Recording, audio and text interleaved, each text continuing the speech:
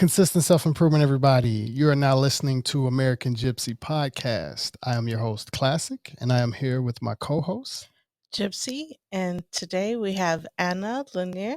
She is a life strategist, public speaker, family relationship mentor, and anti-depression expert who guides teens and adults to build strong family bonds.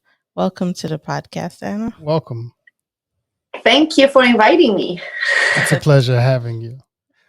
So to get started, I like to ask, could you tell us a little bit about your accent, where you're from, and where you are now? Yeah, I'm born in Eastern Europe. Eastern Europe over 40 years ago, which was a country prone to depression. Everybody was in some kind of suffering and some kind of depression there, right? And we, as children, we understood that this is the way we're supposed to live. We thought that life is pain and suffering. And I see a lot of even kids and adults thinking the same way today. So when you believe such a thing, that there is no other way except to just like bulldozer in life and to, face hardships and challenges and just try to keep your sanity as much as possible. But when you understand that you're going to be heartbroken and in pain and in suffering, you don't have too much to live for. And sometimes, you end up depressed and sometimes you end up suicidal. And this is the type of life that I lived, unfortunately, and many people still do. So now when I tell them that I am just a suicidal girl from Romania who became a life strategist and takes people out of depression and builds extraordinary family relationships, everybody says, "How did you do it?" I can only imagine. Would you like to share with us a little bit of how you, your trip from Romania or your transformation from Romania to where you are now in the States? So depression is not linked to, how should I say, countries, right? I mean, we have plenty of people depressed here, right? Yes. It's not linked to social class. It's not linked to sex. It's not linked to your age, right? So a lot of people get, depressed at different stages in life. And yes, I was a depressed child, a young adult in Romania, and I was a depressed adult and a depressed parent with a depressed child here in the United States, right? Until I understood that there are other ways out. Until I understood that it was me who was playing the wrong game. You see, I knew everything about suffering. Everything you can imagine about suffering. I knew everything about what doesn't work to get out of suffering. I went to university to study psychology, to get myself fixed and stuff like that. Nothing worked, right? So I knew everything that doesn't work. What I did not know, what nobody laid out for me, is what it truly works. And it took me about 27 years of my life to figure it out that, I was playing a game in pain and suffering that I don't deserve, that I'm smart enough, that I'm brave enough to get out of that 3-generational suffering mode of depression, right? And to have the courage to say enough is enough. I am sick and tired of being hurt.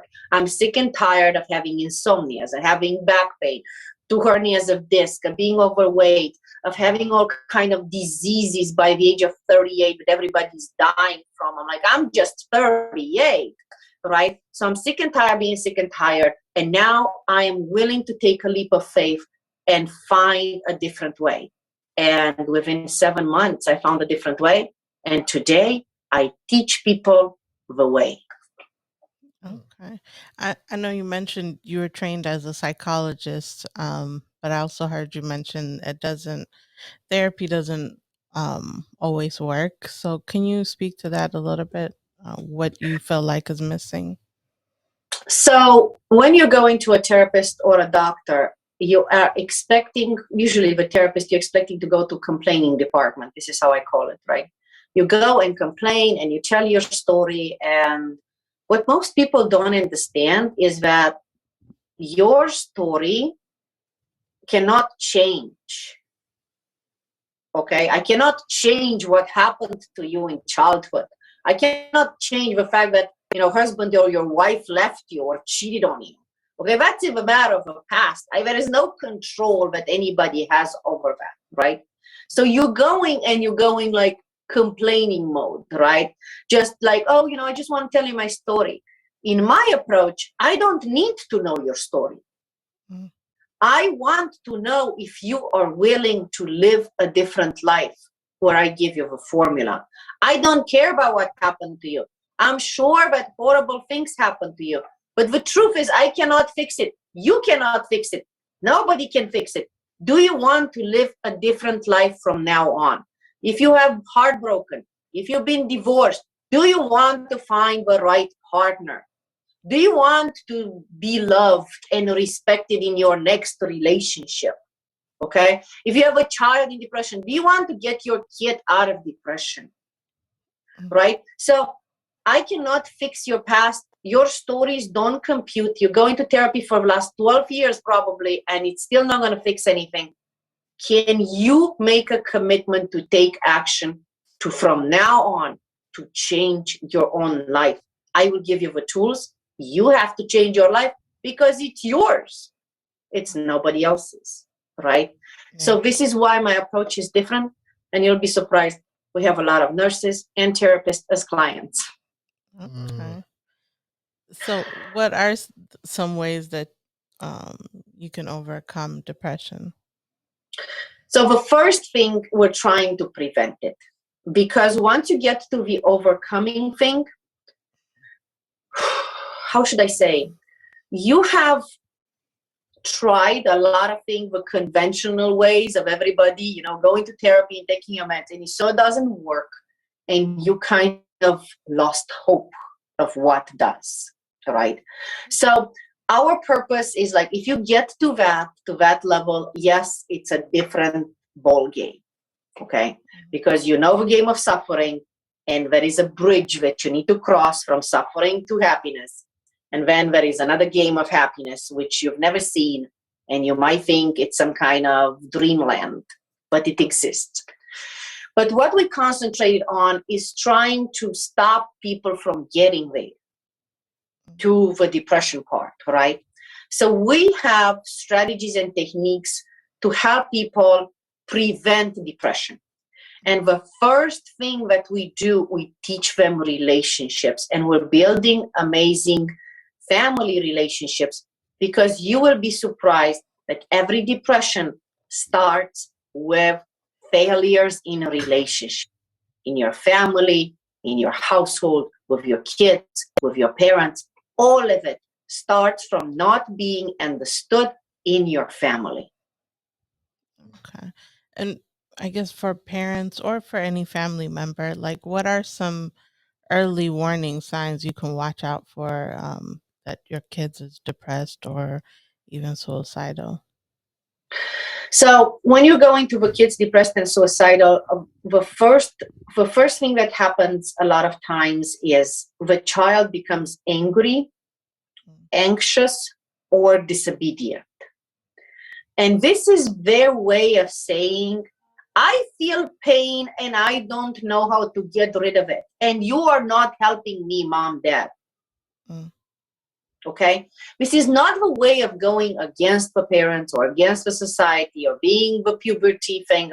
It's a way of expressing that they have a tremendous amount of pain and they don't get the help they need to get rid of it. Now, this is the perfect time to interfere. Why? Because now you know how they think and what they want. They don't want to stay in pain. So now if we can change it all, and if we change it, now it takes about 6 weeks and everything is fine. If we ignore it and they go into the withdrawal mode, then they could be one step away from suicide. Why? At that moment, they don't talk anymore. You don't know how they think. You think, oh, they all calm down. No. They all went inside to see that, oh, nobody's helping me. Nobody cares. Nobody understands me. My anger, my anxiousness, my anxiety, all of this is useless because I cannot win. And that moment when they withdraw, it's one step away from possible suicide. And you can see it easily when they're trying to smile, but their smile is a sad one, is a one of surrendering. You can see it in any picture. Okay. So is there, I guess, what is something that a family member can do, not as a therapist, but just, you see the early warning signs. What are things that you can do to help? So the only thing that these kids or adults, they want not to suffer anymore. Okay? They don't want to be in pain anymore. Now, how can you guarantee to someone that they're not going to be in pain? You can't. What I do is that I teach them life strategies. So, what does that mean? I teach them relationship skills. Most people in depression, they feel hurt by someone. They feel hurt by their parents, by their partners, by their kids. They always feel hurt by someone. So I teach them relationships, how to see how other people are thinking. And they have absolute different values. For example, for you, gypC, we just talked before the show that you are a person that, wants freedom, appreciates and values freedom, right? Now, if a man is imposing on you, is like, no, stay home and raise kids and be a homestay mom, that will put you in depression. Yeah. Very simple, right? So here you need to understand that, listen, if this is what you want, a barefoot pregnant in the kitchen wife, I am not the right person for you. I value freedom. These kind of things, you see, when we meet people, we all think they think like us. And there are 4 types of men and 4 types of women in the world. And they all think differently. But there are only 4 types and 4 types. It's not 1,000. It's not 1,000,000. You're not going to be one of I'm 1 in a billion. No, you're not. You're only one of 4 types of men or 4 types of women. You cannot be any other. Knowing how everybody values life, how everybody's thinking before they say it, because they might not know what they're thinking and what they want from life, right? This will save you a tremendous amount of pain and trouble in relationships with people. You're not going to get heartbroken. You're not going to get betrayed. You're not going to get abandoned, right? So here is, you prevent to ever getting into the suffering mode, to ever be depressed. This is exactly what we're teaching. So when, say, you said if you can ask someone, if they want to get out of the depression that they're in, and they tell you yes, but you can't really figure out the actions, or you're not really seeing them take the actions to kind of pull themselves out. How do you continue to try to either help that person, or what do you tell that person? So to be honest with you, we reject about 8 to 9 out of 10 people that come to us to overcome depression. We reject them because they expect another person to do the work. Exactly like the therapist. Oh, listen to my story. I know your story. You've been in suffering mode. Do you want to change it? To not be next year, in next 3 months in the suffering mode. That's all I care about. Or they expect that one pill, one realization, okay, that's going to change everything. There are a lot of realizations you need to get out of depression, okay? There are a lot of steps. And yes, some of them, they say, yes, I want to, but I don't see that they're actually involved. So what happens most of the times with clients that we're taking, that's why we're taking a lot of nurses and therapists, they know everything that doesn't work. They have tried everything that doesn't work. So when they come to us, they come surrendered. like, listen, I've tried everything. I saw this doesn't work, that doesn't work, that doesn't work. I'm ready to take a leap of faith, right? Tell me something I don't know. And I start with everything that they don't know. And it's hard for a person that's been through so much pain and suffering, and they have a certain idea about life, to learn the game of life from the beginning. I mean, I'm not joking. We'd like teach them how to walk in the game of life. Everything is new. It's like, oh my God, this is so much information. I had to redo it. I'm like, it was just a 3-minute video. Okay. It's just 3 minutes. I mean, how much information can I give you in 3 minutes? Relax, okay? It's like, oh my God, I need to watch it again and again. I was like, whoa, hold on a second. We have a long list of videos, even longer, right? So all the time they feel overwhelmed by the, how should I say, the new of information, right? Mm-hmm. Things that they never knew, that they were never taught. It's like, if I would have known this, I'm like, I know. If I would have known this when I would have been a teenager, I would have never been depressed, suicidal, right? Any of that. But nobody taught us. They all taught us that it's fine to suffer, that it's fine to be hurt. It's going to be okay. No, it's not going to be okay. None of these children that are depressed today, they don't want to know staying divorced for 10 years, breaking marriages, being heartbroken. Just give me the secrets of life. Tell me what to do to have a beautiful life. I want to be happy. That's all they want. I mean, imagine, it's like you don't even buy these days something that takes more than 3 clicks. This is how fast you want to succeed. Not to stay stranded in some kind of anchors of pain and suffering that your grandmother did. Okay? So things like this that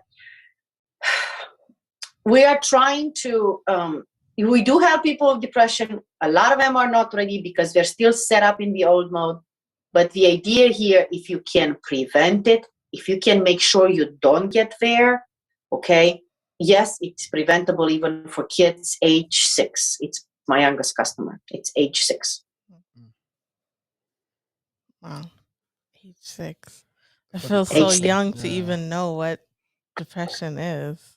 Exactly. But it's not young enough to say that he wants to die and he wishes he would never be born. Wow. Here we go. Wow. Right? This is how we actually figured out that we have a problem. Right? So things like this, if, a lot of people are, crosses their mind that I wish I would have never been born. I wish I would have, not live in this kind of family, not live with these toxic people. Everything is possible with the right guidance. Everything is possible with right guidance. And many of our resources are even for free, just to give people the excitement of just go to the right direction, see how it works for you. And then if you need more help, no problem, we're there to help you. But don't quit on yourself. Don't think that, oh, it's got to be this way. My marriage doesn't work, but I just have to grin and bear it. No, it will affect your children. Don't grin and bear it. Or I'm divorced, I'm never going to find love again. Great opportunity now that you're free to see what you want in life and to find the love that you've always been seeking for. It's not time to quit now.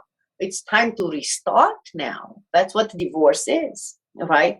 Or a lot of young people, they don't know who they want and how to find their right partner. No problem. Here it is, the formula. We're just going to manifest. You don't manifest anything with no strategies. You don't know how to keep your manifestation if you have not the right strategies, right? So things like this that, how should I say, we do want that magic pill, but we don't want to work for 2 hours to figure it out, what is the right formula sometimes. And sometimes it's just like 2-3 hours of like, oh, I just got it. And you got it for the rest of your life. You don't get it only for the next 5 minutes. And this is why it's so important to teach people how to fish, not to catch them with fish, right? Because they're only going to eat once. Yeah. If you catch a fish for them. If you teach them how to fish, they'll never be hungry.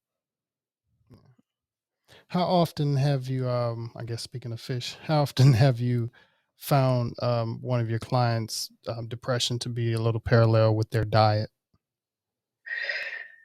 We do recommend a specific diet for depression. We do recommend even fasting for certain types. There are 5 emotional wounds in depression, and one of the emotional wounds gives people to be overweight. It's called the humiliation or embarrassment wound.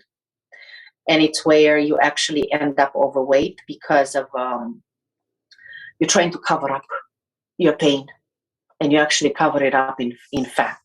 Your metabolism slows down. So yes, the emotional wounding has repercussion on your health. Each of the emotional wounds will give you a different type of disease and different types of cancers. So this is number one that gives you overweight, and pancreatic problems, diabetes, and stuff like that. And there is another one that will give you problems with your glands, and will give you problems with it's the abandonment one, with your liver. Liver is an organ in your gland, so internal organs. Because of these 2 emotional wounds connected to depression, we suggest keto diet, and we suggest fasting, either intermittent fasting, okay? But please understand that these are only helping about 25% for those who have these wounds. It helps with their depression about 25%. Now, you might think that a lot of people are like, oh, I'm happy. I'm like, you think you are because you've never seen happiness. You're only happy 25%, right? So there are a lot of other strategies to continue, but for people that they've never seen happiness, 25% is a lot. Right? Yeah. They're just thinking that, oh, I caught the right diet and I'm just happy. I'm like, no. It's just about 25%. You fixed it. You still have a lot more to fix. The idea here is not to get tied up. I mean, you can do diets and things like that for your health, but not to get tied up with this to the rest of your life. You don't have to be linked to anything for your happiness, not to a person, not to a diet, not to a habit, not to an addiction, not to coffee, not to smoking, right? With nothing, not to even your kids. You don't have to be tied up for your happiness. Your happiness needs to come from within, when you are fully emotionally balanced and when you found true love within yourself, because otherwise you're just going to find people that love you halfway because you love them halfway. So this is the whole idea. Diet is important for some emotional wounding, but it's not the only thing.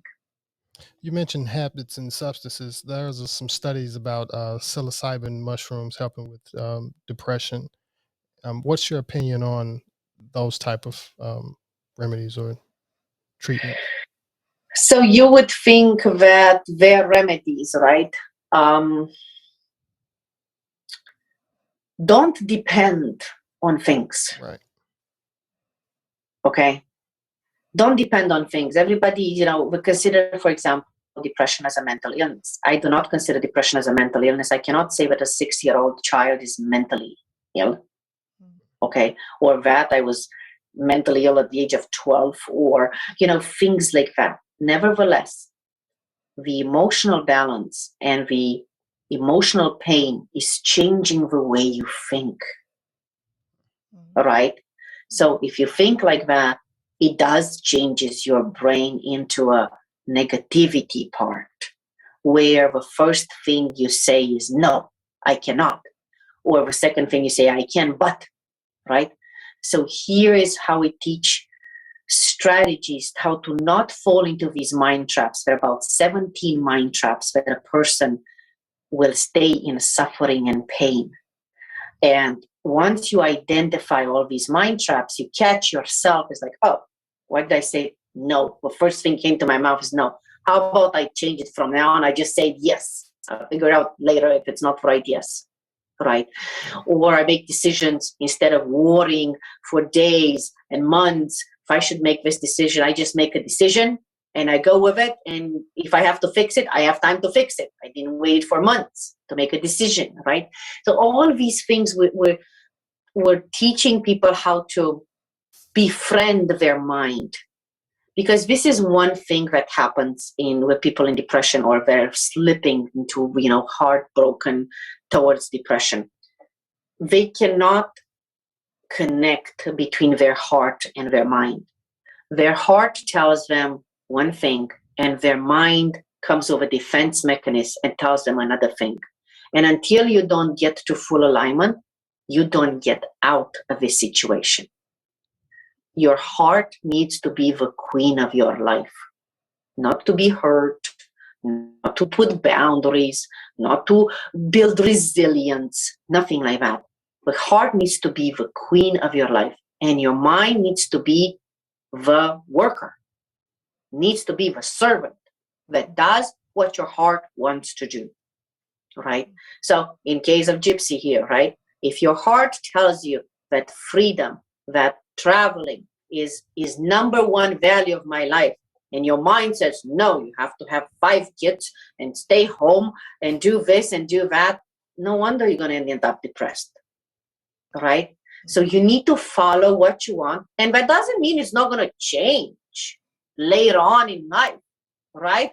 At any point of your life, you can change. You said, okay, I got enough traveling, but now it's even complicated with COVID. I don't want to, complicate myself. How about I settle down and I have 5 kids?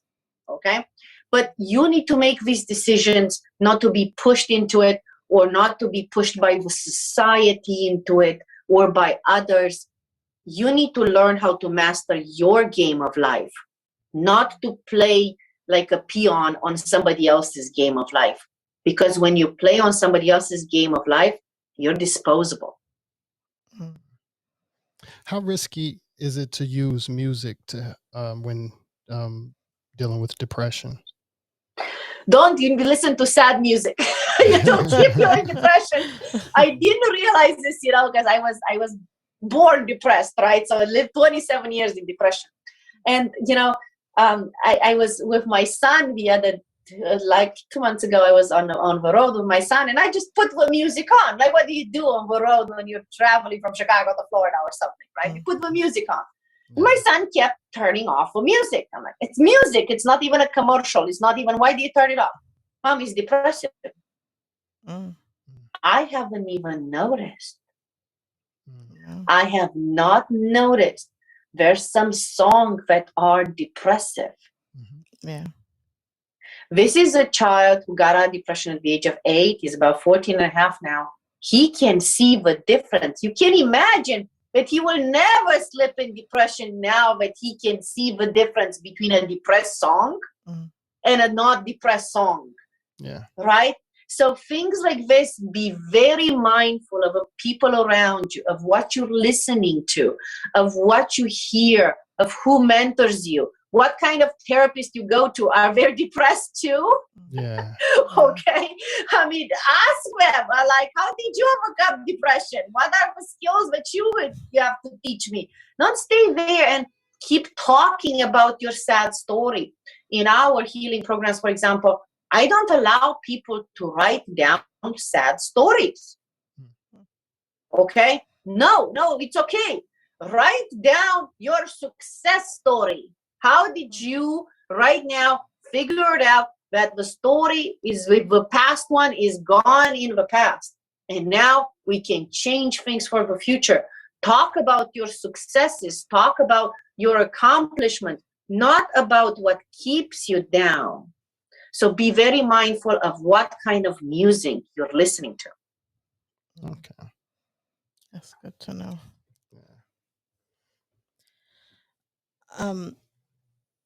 Sorry, I had a question in mind and I lost it. You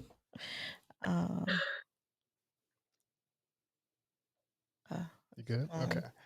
So what are as far as if you know that you have someone that is possibly suicidal, how do you, or you don't know if they're suicidal, but they are in a pretty deep depression that, as far as, and you're close to them. Let's say that, you're pretty close to them and you want to help, but you just don't really want to tell the person exactly what they need to hear. the therapist may not tell them exactly what they need to hear, or they may not be telling the therapist everything the therapist need to hear. And therefore the therapist is, maybe not telling them what they need to hear. If you've ever noticed that from outside a person's life and they're close to you, how do you really take a few steps closer? Or how do you, without, like I said, you're still not quite sure if this person is suicidal, but you do know that they are in denial of a low in life? Yeah. So the first thing that we're not educated about, and this is one of the reasons why we have a tremendous amount of free resources on our website, people don't understand that pain and suffering is removable. It's exactly like the trash in your house, where you have a trash can. Okay, you fill it up. At some point, you take it out. You're not going to keep trash in your house forever and ever, because you're going to end up with rats. Very simple, right? It's going to stink. You're not going to be able to stay in that house for too long. You're going to have bugs, right? So this is the first thing that I didn't know, that a lot of people do not know, is that pain is removable. Because when you go to the suicidal mode, you think the only way to remove your pain from your heart is to kill yourself. So think about it. They are in so much pain, they can't take it anymore. And they're thinking that, oh my God, if I kill myself, this pain is over. And they don't know that the pain is removable with you keeping your life. So this is the first thing that they do not know. And, I'll be honest with you, I commend podcasters like you that, of course, you don't want to have shows about depression and suicide, but you raise awareness with these kind of conversations. And you, in a way, educate people out there, for people like me. But listen, even if you have a tremendous amount of suffering, and trust me, I was suicidal since 19 and a half, right? That doesn't mean that your pain and suffering is not removable. Now, the next question is, do you truly want to remove it? Because a lot of people consider that their pain defines them, that they are pain, that they are suffering, and they're not ready to remove it. And in this case, I say, you need to suffer some more. Because at some point, when you get rock bottom, like I did at the age of 38, that close to dying, with an 8.5-year-old home, with, I didn't have a father for him and stuff like that. When I hit that rock bottom, I said, that's it. This is not a game that I'm going to win this way. I need to change the strategy of this game, right? And I found the right people that mentored me, and I found the right direction, right? But this is the first thing that people don't know, is that this suffering, is emotional wounding, can be removed. Now, it's usually better, to answer your question, to deflect, not to interfere directly. Why? Because let's say that it's your best friend, or it's somebody, that you just met at the grocery store, stuff like that.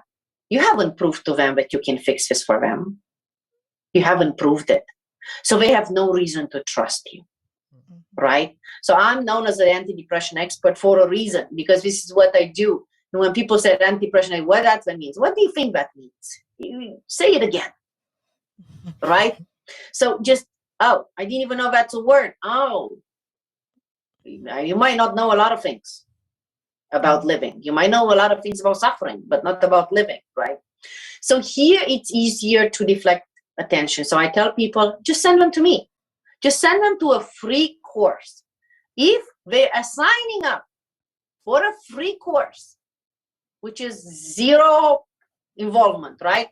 You can do it or you cannot do it. It's zero money, right? If they finish that course, I know at the end they finished it.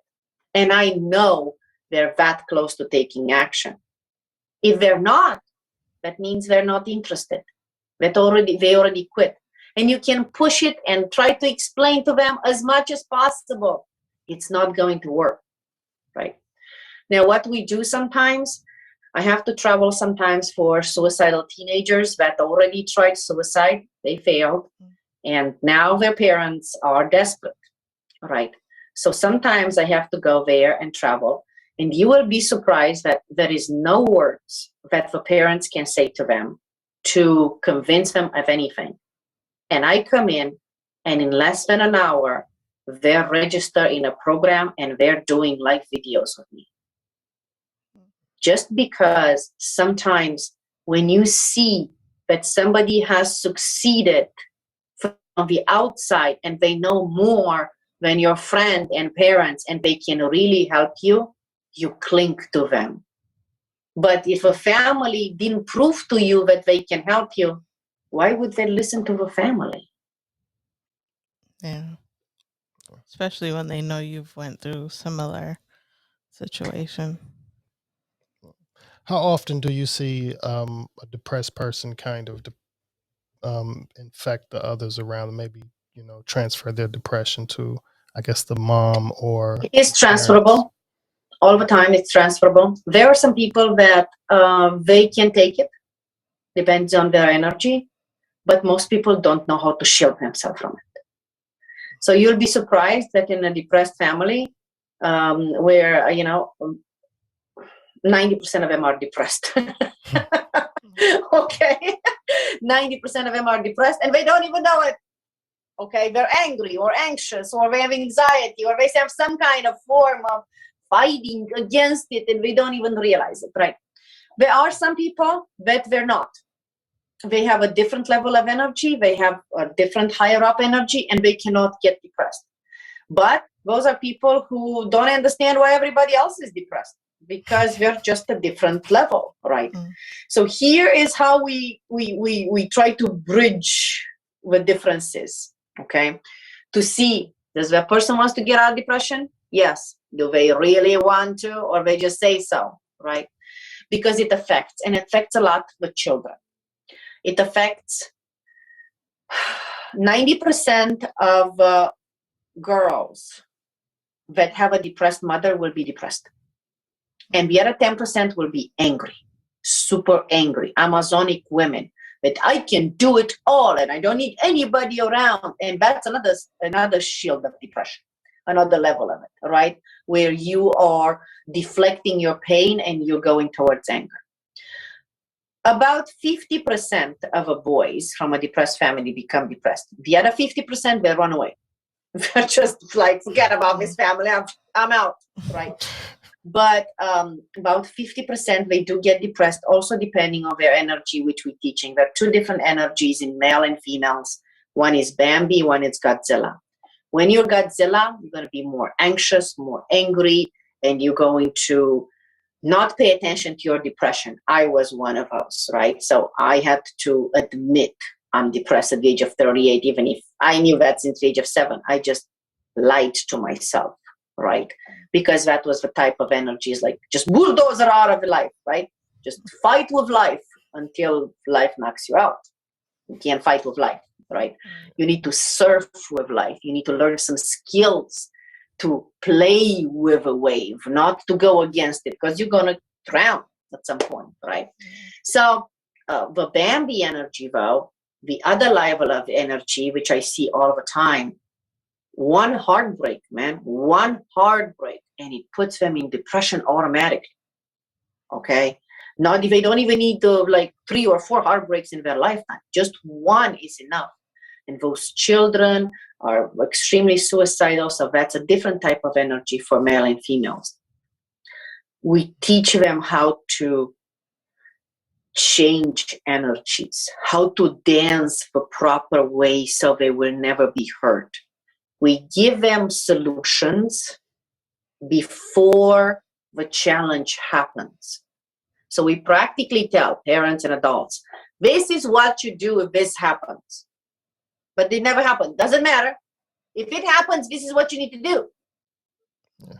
And when they come to me after a couple of months, how did you know this is going to happen? I didn't know it's going to happen. I just gave you a solution before the challenge occurred. Why? It's very important to understand that kids, adults, if you know the solution before the challenge occurs, everything changes. So let's say, here that your partner is going to cheat on you. Maybe it's happened, maybe it doesn't. How do you know? Right? If you know as a man that your partner is going to cheat on you, that your woman is going to cheat on you, you know exactly what to do. I give you the solution. You leave her.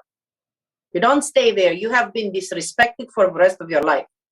Nothing you do, not for the kids, not for the house, not for the money, it's not going to bring you back that respect. Now, if you're a woman and your husband cheated on you or your man cheated on you, you still have 20% of fixing this marriage if you want to, depending on what level of energy do you want to get into. You want to be a Bambi? No problem. You do the crying wolf. Oh my God, he cheated on me. I love him so much. If you can do that, go for it. You are a strong woman. You say, listen, you cheat on me. You want me back? Yes, I really love you. I want you back. Okay. Everything you have, it's on my name. If you cheat on me again, you're down on the streets. Oh, no, I cannot do that. Then you're not serious. Have a nice day. Bye. I'm leaving. Right? So you need to know in every situation, when your kid is angry, when your husband is angry, when your wife is angry, you need to know what's the proper way of handling the situation. So when the problem occurs, you got it. You're not suffering. You're not heartbroken. You're not, stay there for ages, going divorce courts for 2 to 5 years to argue about things. No, honey. Okay, you have a consistency column. You want to be very consistent and don't want to change anything. I'm in the variety column. I want to be happy. I want to travel. I want freedom. Listen, let's just go together with no lawyers and nothing and just divorce. We're 2 different frequencies here, okay? I respect you. You respect me. Doesn't work together. That's fine. No pain, no hurt. So this is how we succeed to teach people not only how to find their partner or how to keep their marriage or how to make their kids happy or, get out of depression or things like that. We teach them real life skills, how it is supposed to be, not how you think or how you heard from grandma who had a horrible marriage or how you heard from your uncle who was being cheated by his wife or all kind of cookadoo people, broken people that give you advice and really messed up your value system, your way of thinking, your way of loving, your way of being afraid of love, right? And then you attracted all this pain and hurt into your life. And then you just thought, what just happened? I have a golden heart and I can't find somebody who loves me. And it's a defense mechanism if you think about it, because a lot of people come to me, it's like, oh, no, I will never look for love anymore. I'm like, really? Do you really want to live like this?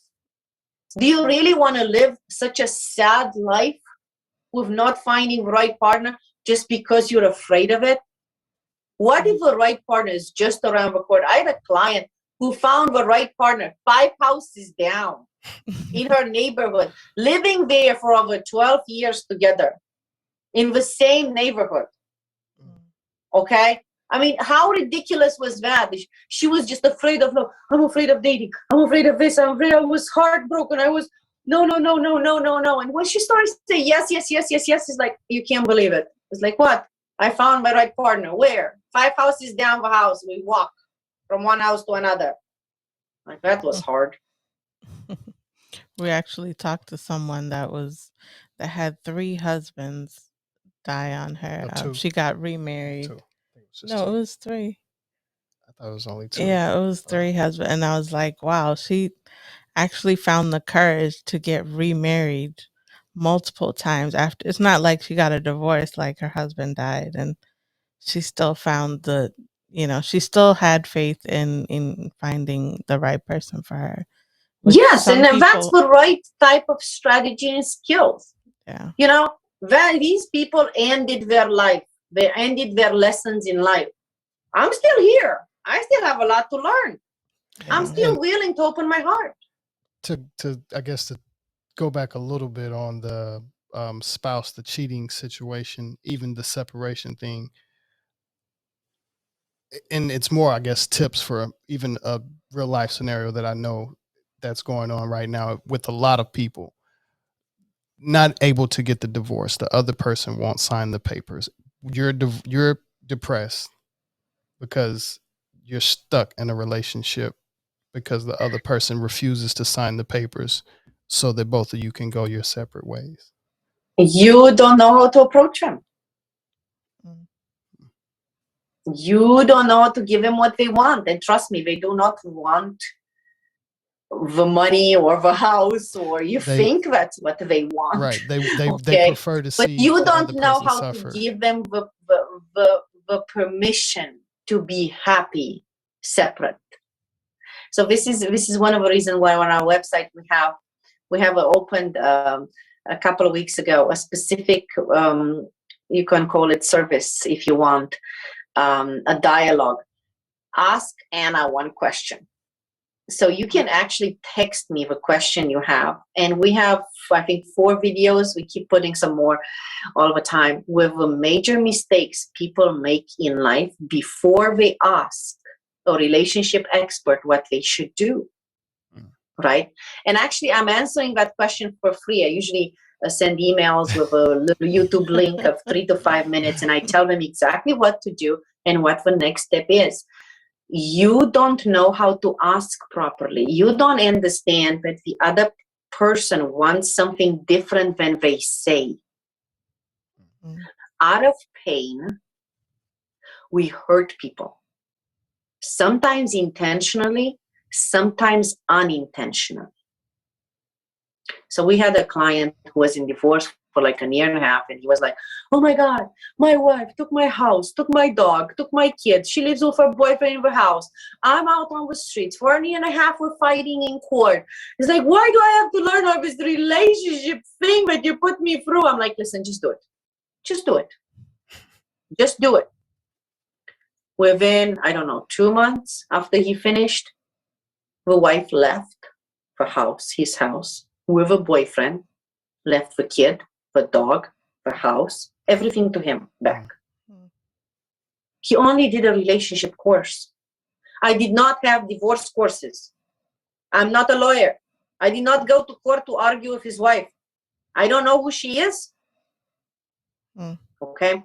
This is what it's possible when you understand the other side in a different way, when you look at your problem from a different perspective. And I tell people all the time, you're looking at the problem like a bulldozer, like trying to fight with it.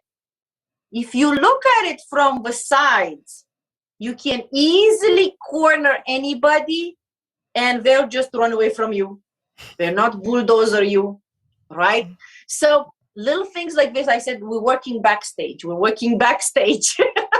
right? You go to divorce and fight with a lawyer as much as you want, and then see how you can accomplish everything by working backstage. So that's a problem here. They don't know what the other person wants. They see only the anger of the other person has. They don't understand the anger of the other person. They don't know how to communicate properly. And sometimes it's super, super simple. Sometimes it's just a matter of, maybe you should call it release of energy, of letting it go. We had a client. She was a CEO of a big company. And she comes, she calls me. It's like, you have 1 week to solve my marriage. I have the divorce papers in my hand, and I'm just going to shove it down this throat to my husband. It's a horrible husband. And I'm like, okay, I need 3 days. And the CEO of company, whatever. Okay. So in less than 2 days, her marriage was perfect. 6 weeks after, she calls me. And she is like, I think I messed up. Like, what did you do? Well, I fired a guy that was working for us for 15 years. And your husband heard this. Yes. And how long did it took you to fire? 2 minutes. Oh. And you're married for 9 years of your husband. So if it took you 2 minutes to fire somebody that you're working with for 15 years, do you see how your husband might think that might take 1 minute to fire him? Specifically, that you're still holding those divorce papers in the closet? Oh my God. little things like this that she didn't realize, that by what her husband heard on the phone, it scared him. And he immediately things changed. So what we did is, like, you take the divorce papers, you throw it down the garbage, and then you apologize to your husband that you wanted to divorce 6 weeks ago. She did that. That was it. I never heard from her for over a year. Everything is perfect. Sometimes just letting go of that anger and understanding that, listen, you know, the other person, I fired someone, but they interpret things differently, even if it had nothing to do with them. It scared the hell out of them, right? If you behave like this with somebody so long, how are you going to behave with me, right? Little things like this that we don't understand, how they build resentment, anger in relationships, and they start cracking it up piece by piece by piece by piece. And then no wonder after a few years you end up to divorce courts and arguing about nothing. After all, what's such a big deal? You know, I want to be free, you want to be free, we don't get along anyway, so what does it really matter here if we're signing some divorce papers or not, right? But if you don't know how to communicate it properly, you don't know what they want, no wonder you find yourself in these kind of traps. Yeah. And a lot of these traps have to do with children that are the ones getting depressed. So I remember we had a client, which kid was, I think, 12 years old at the time. And he calls me, he's like, my kid is suicidal and depressed. And I'm like, okay, all right. I don't understand why, you know, he has everything and we have a great family. I'm like, okay. So when is the last time you slept with your wife? Why does this matter? Just tell me the last time you slept with your wife. About 8 years ago. Wow. And you're wondering why your kid is suicidal? He's never seen love, man. He's never seen love. But I have a great relationship where we never argue. No, you just have resentment. You can't even touch yourselves one to another. That kid doesn't know that love exists. Immediately he figured out, it's like, and you have to make peace with your wife one way or another. Either separate or together, but just be happy. Both of you be happy. Show the kid that happiness exists. Doesn't matter if you're married or not. Immediately change your perspective. Immediately. Because it's easy to fool ourselves that we'll do everything for children. It's very easy to do that when we're actually harming them more without realizing. When you realize it, of course you're going to do the right thing. Right thing. He did the right thing for him, for his wife, and for the kid. He did the right thing for all three. You can't express how happy do you feel when you're succeeding to do the right thing for everybody, and everybody's in a great relationship and great friendship together, and everybody has the permission to be happy the way they want to, and they're not encaged in pain, suffering, and zero existing in love. Life without love is a very sad life, guys. It's very sad.